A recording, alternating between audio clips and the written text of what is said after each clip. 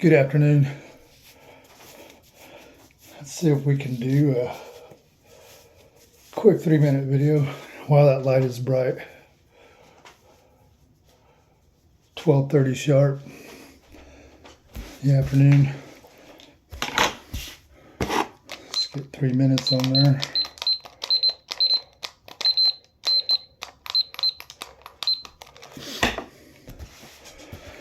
Let's see, survivor roles. How they love wounded versus integrated. It's a pretty good one. Let's set that one to the side. 7 disguises, countermeasures of the survivor role version. 7 disguises. Son of a bitch. Alright. Survivor roles, 1-pager.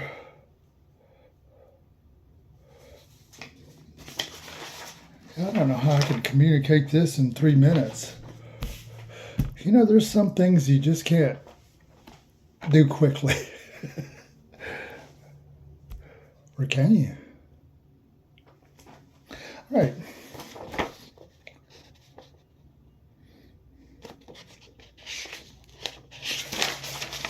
Well, to prep the 3 minutes,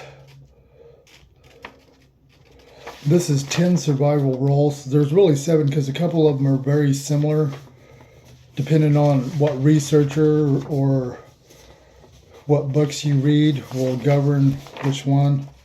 This is the 10, but I kind of like the 10 because it shows a good integration of shadows once a person sees their survival roles. Not necessarily trauma roles, but survival roles.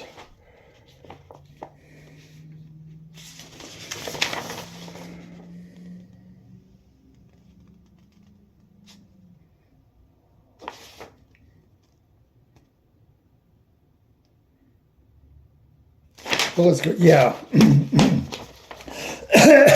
Let me clear my throat. Yeah.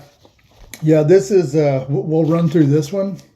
We'll go through this 10, and we'll have that dinging around in our heads while we look at the 7, and now the 7 love, and the disguises, the masks that those 7 wear to protect their weaknesses that they haven't clarified are weaknesses, because those masks are what they'll use these certain attributes to say, oh, I'm just this or this, or I'm this or this, or I'm just that way, or that's just the way I am, in order to, because those roles were taken on from early age. All right, the perfectionist. Once its ego trip and fear gets integrated, it becomes integrity without self-punishment. Integrity without self-punishment. That's a good attribute right there. Attribute, virtues. The pleaser. Once they're fear, they do things out of fear. Here's to clarify one thing up. Every one of these survival roles, they live life out of fear, an unclarified fear. And the integrated version is they act out of sovereignty. All right.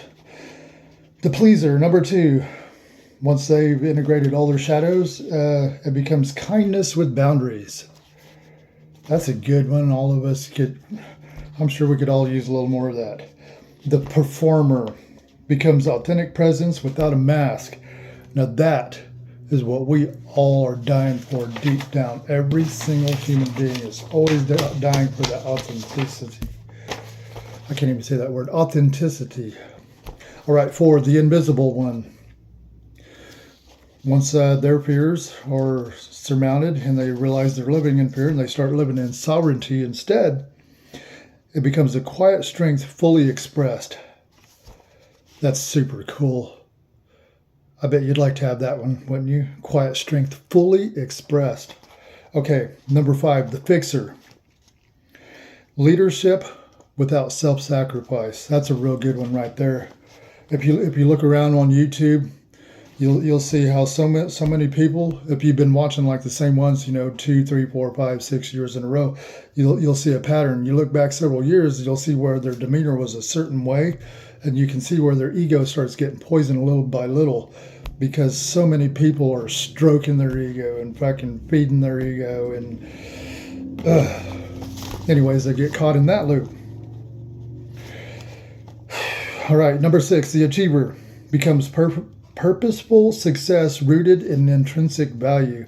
Man, that would be a really, really super handy dandy thing to have. My God. If you had one person out of 1,000, one person leading 1,000 people with that, and to teach others how to do it and how to bring that up out of themselves, yeah. Number 7, the tough one. I know, your favorite, right? Become strength with openness. You would think strength, openness, vulnerability, and strength don't really go hand in hand. They seem completely different. All right, the rebel becomes courageous self-direction. That would be super cool. It's like being rebellious without being rebellious. It's like being an anarchist without being an anarchist. That would be a handy dandy one to have right there too on your team. Okay, the caretaker becomes compassion without self-erasure. See, that's a good one there. We got a lot of that going on right there that needs to be integrated in our society, at least around here in the Midwest, around Oklahoma, Missouri, Kansas, and Arkansas. Okay, 10, the analyst. Once they realize they've been operating out of fear and doing things out of fear, and they start operating out of sovereignty, and their shadows are integrated so they can operate out of sovereignty, what they have becomes wisdom with emotional presence. All right, now that we loaded those bases, let's go ahead and make sure we got everything in a row to make the highest quality video possible. And I laugh because, you know, the irony of it is, from what I've seen, and yeah, this sounds like it's just minimizing the stuff that I haven't surmounted yet, and it is, the fact that you can have something really, really, really impacting without having the most eloquent words, without not having the, you know, the cues, the social cues, and all those things help. They do, they really do. But when it comes down to it, if you can punch a little hole in the wall that we're all trapped in our society, in the places where we painted ourselves into a corner, if you can bust a little hole with a little bit of light, and shed a little light on the subject, it doesn't matter what you're wearing, how you look, whether you're fat, short, tall, skinny, black, white, Asian, Indian, it don't matter, because you're bringing a light to the subject. And see, that's where so much healing, so much harmony can begin, is identifying, living in the true truth of things. To be able to, and then once you get to that spot, is the reason most of us see things like that and we just give up on it so quickly, is because it's got guards around it. Sensitivity of fault finding and blaming, or that's what we interpret things as when they're not. Anyways, all right, let's see what we can do in 3 freaking minutes. I need to get on the bike and start riding to stage 4376, where all actors are the star actor. 7 disguises, countermeasures, plus survival role version. The disguise, the countermeasure, how each survival role hides inside that disguise. Here, okay, I think I know what we're going to do. Here's what we're going to do. Let's make an executive decision right now on the spot. All right, here's this paper. We're going to take this little bite off here. All right, the hero survival role calls hyper responsibility leadership. That's what they hide behind. The scapegoat calls defiance as authenticity. The lost child calls withdrawal independence. The mascot / clown calls deflection humor. The fixer calls self-erasure kindness. The lone wolf calls avoidance self-sufficiency. The performer calls perfectionism high standards. So there you go. And if they were to say, these are my values, it's like the hero says, I must be reliable. The scapegoat says, I don't care. The lost child says, I don't need anything. The mascot says, everyone should be happy. The fixer says, helping is who I am. The lone wolf, dependence is weakness. The performer, worth equals excellence. And this is love. It's trauma bond chemistry mistaken for connection. How each survival role hides. Hero, attracted to people to rescue. Of course, we know you've never been that one, have you? Scapegoat attracts to chaos and conflict. Well, we get in that shit, at least we can look at them and be like, wow, we really got to fix everything. The lost child is attracted to unavailable partners. Imagine that. Imagine sabotaging yourself like that in every relationship you get in. Okay, mascot, attracted to emotionally needy people. The fixer, attracted to broken people? No. The lone wolf, attracted to distance, avoidant dynamics. The performer, attracted to admiration instead of intimacy. Ugh. Yeah, we got a big plague of that on YouTube. You can look around through all the influencers and motivational speakers. Well, no, not necessarily all of them. Let me take that off there. A lot of the motivational speakers, I would say, are integrated into sovereign people. Okay.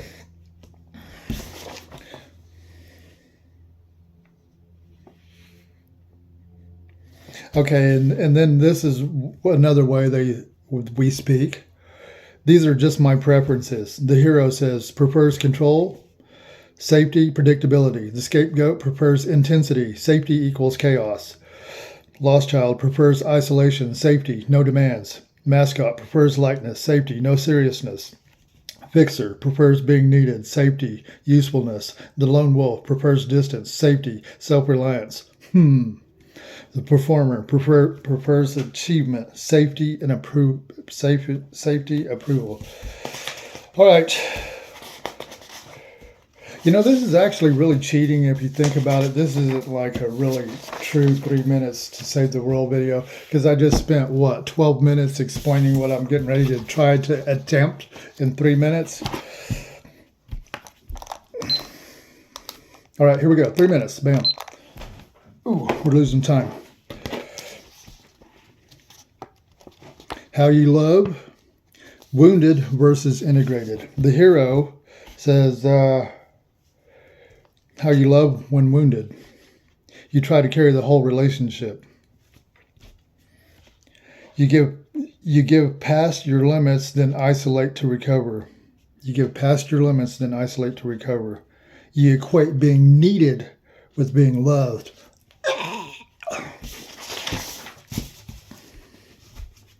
How you love when integrated. You protect without rescuing. You let others carry their half of the bridge. You show vulnerability without shame. You love as a partner, not a savior. Those are all good things. Here's some more. You think being low maintenance makes you worthy. You try to earn love through service, effort, and emotional labor. You feel guilty resting or asking for help. You mistake exhaustion for devotion. You choose partners who need fixing because it feels familiar. But integrated, once you're living in sovereignty and you're not operating out of fear. And when I say you, I mean us, me, them, they. You give from fullness, not depletion. You help without erasing yourself. That's a big one. Your empathy has boundaries. That's a massive one right there. You let people show up for you. That is extremely massive right there. You nurture without over-functioning. You choose relationships where you can receive love too. Shit. All right. And then the peacekeeper. You silence your truth to keep the peace. You try to fix the mood instead of revealing your needs. I got to hear that one again. You try to fix the mood instead of revealing your needs. Son of a bitch. You shrink yourself to avoid being misunderstood. God damn it. You prioritize harmony over authenticity. Shit. You would rather suffer quietly than be a problem. God damn it. All right. How you love when integrated. You bring harmony without erasing truth. You stay present instead of disappearing. You speak your needs clearly and cleanly. You create peace by courage, not silence. You make environments feel safe, grounded, and real. And then the rebel. You push people away when feeling trapped or controlled. You distrust predictability because your childhood never gave you any. Your standards become armor instead of clarity. God damn it. This is integrated. You set boundaries without explosions. You break patterns instead of relationships. You love with intense. God damn it. All right, that was 3 minutes. But that one right there, this is my personal assessment. I've done this assessment several times in the past 3 years, just to kind of track improvement, to see where I'm stepping out of fear and going into sovereignty. The hero, the caretaker, the peacemaker, and the rebel, those are basically my 4, but the main one is that top one, and the second, and the third. And if you look at the other ones I have, they're different. But that wasn't the list of the whole 7. That's my little reflection there. All right, time to get to the stage. Have a good one. See you in the funny papers.